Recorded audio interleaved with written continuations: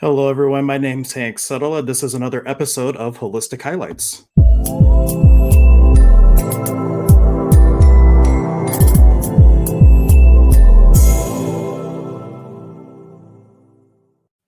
First, to start, let me say that I have been running holistic shows for almost a decade now, and I have seen healers from all different walks of life. And never have I met somebody with such an incredible story as my dear friend and sister on the path, Joy. And really, I just need to ask you one question to get started. Can you please tell us, how did you become an expert on clearing stress in 3 minutes or less? Thank you. Actually, a drunk driver put me on this path, Hank. Um, Basically, I was hit by a drunk driver when I was 24, and I couldn't speak without stuttering. I couldn't walk or stand for more than a few minutes. I couldn't lift a glass of water with my left hand. I lost 70% of the strength in the left side of my body. But the biggest challenge that I had was anytime I went into any kind of stress, the soft tissue would swell at the base of my neck, blood would stop going to my brain, and I would have about 3 minutes before I blacked out. And I never knew if I would wake up from any of the blackouts. And it was a stressful time, so I was blacking out multiple times a day at one point. And each blackout was creating an oxidative stress wall in the forebrain.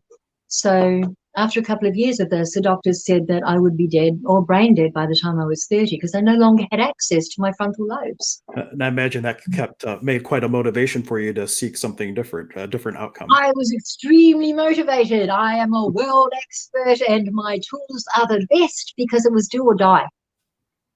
And so after the doctors gave up on me, I started studying holistic medicine. I'm certified in more than a dozen different healing modalities, and I've studied way more than that because as I journeyed through all of these mostly esoteric modalities, I uncovered these incredible skills and tools that I would have given my IT for as an executive, like how to clear stress in minutes, how to relax instantly, how to keep a clear head no matter what's going on, how to clear emotional trauma painlessly.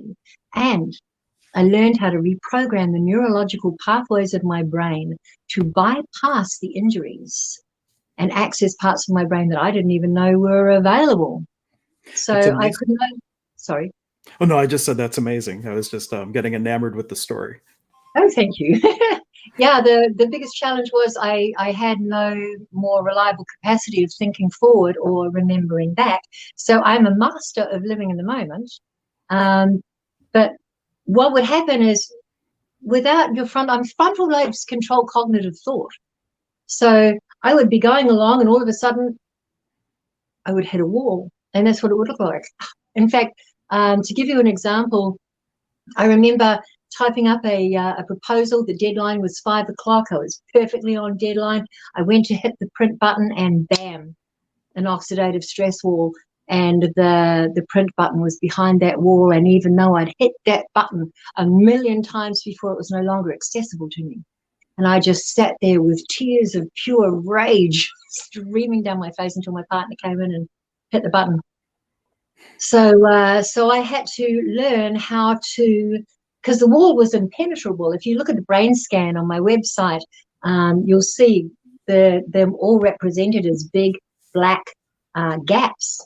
So I couldn't get through them or jump over them. So I had to learn to step back away from the wall and think around it and over it and under it. So I learned to reprogram my brain and to access different neurological pathways by thinking new thoughts. I actually have my brain reprogrammed now with a baseline of joy because I learned how to treat my brain like a massively sophisticated bioorganic supercomputer because that's what it is. And I also learned that it's been programmed with a whole lot of virus programs that, society, media, schools, church, even people that have our best interests at heart, but probably have virus programs running in their own lineage. There were so many things in there that were not in alignment with my highest good or even helpful in any way. And so I learned how to ask certain questions to go in and find the virus programs and then take them out and reprogram those. And now, as I said, I teach how to reprogram the brain for optimal levels of productivity and joy, and how to experience joy regardless of circumstances, which is critical at any time, because circumstances change and it's not always easy to feel joyful with what's going on in the world. Now, I imagine that as you learn how to do this, how long of a period of time did it take you to kind of find the secret formula, if you will, of how to keep yourself not stressed and also to reorganize the brain for optimal levels? Was there a particular time that took for you to learn? Still doing it. Still doing it. Great answer. Well, okay. So the drunk driver hit me at 24. Doctors said I'd be dead or brain dead by 30. Instead, at 30, I had co-created Australia's first end-user computing support organisation. I was advising state and federal government. I was actually the first individual ever to be nominated for an IT&T award for industry excellence and industry development. So, 6 years. Now, the good news for everyone is everyone doesn't have to get hit by a drunk driver in order to have a motive to reprogram their I brain. do not recommend that. Yeah, you've actually created some tools for people that don't have to necessarily go through a huge trauma in order to have tools so that they could actually experience what I think is everybody's natural state, a state of joy. Do you want to talk a little bit about what people might be able to do to start their own path of reprogramming their brain so that they could be in a space of joy and get rid of stress? Thank you. That's exactly right. As the tools that I learned, and sharing what I learned in these, because they were all hidden in these esoteric places that, unless you had enormous amounts of money and at least a decade, nobody would ever find them. And I was in that position. And so to make everything that happened to me make sense, that's what I travel the world teaching.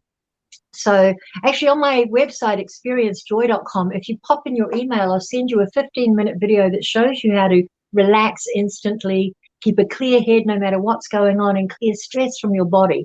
You measure your stress levels on a scale of 1 to 100 before you go in, and again when you come out. And then when you find out how well they work, you share these tools, because everybody needs to know them. I reprogrammed my brain with a baseline of joy so simply. I made myself look for the most joyful thought in any circumstance, didn't matter what it was, small or large, so that when stuff went down, which it invariably does, my brain automatically searches and finds the most joyful thought, locks in on it, and I do not allow myself to deviate from that thought until that program was loaded. And in doing so, it's now a base response. Great. So it reminds me about Peter Pan. If you ever read the book Peter Pan, where you have to have your happy thought in order to keep up your flying and keep up your spirit and whatnot, like that's what keeps you propelling through, going to the upper world and experience great things. It kind of reminds me of that. Yes. For me, happiness is a choice I make that results in me experiencing joy. It's like you get out of bed every morning and you've got a couple of choices. You can choose to be happy or not, and the choice that you make determines how your day's going to go. Great. And I know we just had a little bit of time today, and we're going to have Joy on for a much longer segment when we have a little bit more time and we're not actually doing homework for a class. However, I wanted to ask before we part ways with the current viewers, is there any, if you could only say one more thing to them, what would you say that might have the potential to really shift their experience and shift them to having the desire to look for joy in their life? For 18 months, I walked with death as a companion. I would wake up in the morning and never know whether or not I'd see the end of the day. And it changed the way I looked at everything. All of the things that I had considered so important, so impressive, I now had to look and go, okay, so if I died today, what would I take to God as the sum total of my life? Hey, God, I made all of this money and I busted through the glass ceiling on every industry, and all of the things that I thought was so cool suddenly just didn't look so crash hot when I took it to God as the sum total. So I searched until I found something that I would be proud to take to God, and it was I made each life that I touched more joyful, and that's what I founded my life on. So my question to you today, dear viewer, is if you did die today, and there is absolutely no guarantee that you won't, what will you take to God? Have a look at your life. What would be your legacy? Are you proud of who you are? I guess that would be what I want to leave people with, that thought. Yeah. And if you're not proud of who you are, there's time to change, there's time to shift, Yes, and there's tools like yes, what are on your website to start making that choice. And, yeah. something that, from a class that I took that to leave everybody with a little thing for me is you just have to want it more than you don't.